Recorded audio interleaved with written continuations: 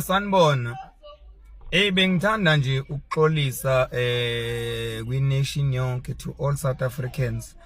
I would like to apologize for being a dumb guy. Obekade elandela believe in the dumber person abayibiza ngokuthi uJulius Malema.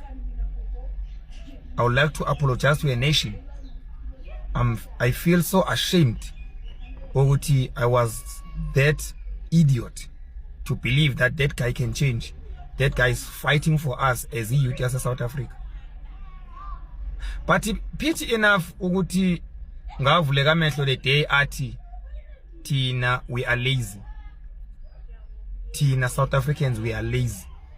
Yela ngakwazi ukusheshe ngivula amehlo khona ngenza some underlines ukuthi okay, this guy is not for us.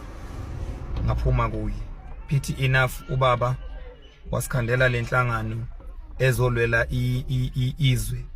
Akukuningi esikufuna eSouth Africa, sifuna umhlaba ocontainer wonke ama minerals akuwo. Sifuna freedom esiyidingayo, economical freedom.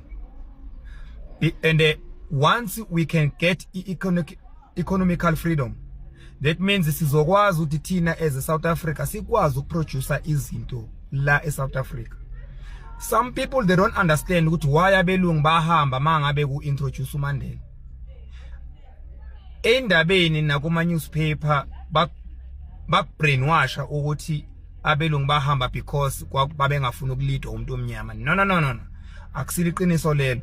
Iqiniso lithi abelungu bahambe bavala ama companies wabo because i-agreement yayisilapho yayithi ayisekho into ezoproducewa eSouth Africa, zonke izinto zizoproducewa le organ zize South Africa. That's why ama companies avala.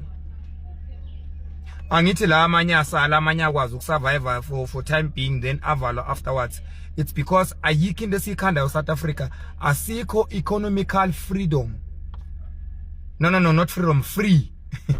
Free. Asikho economical free. So ngifuna ukuthi nibe nakho lokho ukuthi hayi ukuthi abelungu bahanjiswa yini. Ile ya agreement eyasayinwa uMatamela Cyril ngale Khosombeni washaya uThabo Mbeki ngesithende, wam overtaker overseas, wagijima wosayina leyo contract leyo, bamthatha. By the time ehambile kwi-ANC ningamazi ukuthi uyephi, wayiyo trainela ukuthi abuya zo destroy njengoba destroy manje. Some of the information abanye abantu abayazi basazongithuka futhi, I know that, but ngitshela into ozohamba uyiseshe ithole. So nje bengifuna ukuxolisa Grandshap kwi-nation yonke ukuthi bengileso silima leso ngiyaxolisa. I urge to wonke wama South African, especially youth, ukuthi phumani kuloya Julius loya Malema loya, akazile ukuzonilwela but uzonicindezela umqondo njengoba iANC yenza. Ngiyithi namhlanje le what you call emabhidi khwama sishaya anniversary eForce, shaya anniversary singama MK amahle. Siyanicela bafowethu asivoteleni MK, asibe ngama members eMK, naba abantu abazokwenza umehluko, naba abantu abalwela ukuthi izwe malibuye kithi. Phumane emakhehleni what you call, phumane emakhehleni what you call, ngacishe ngababiza. But nje ngila ekuthenini uMalema, it's red flag, no going zone. I thank you.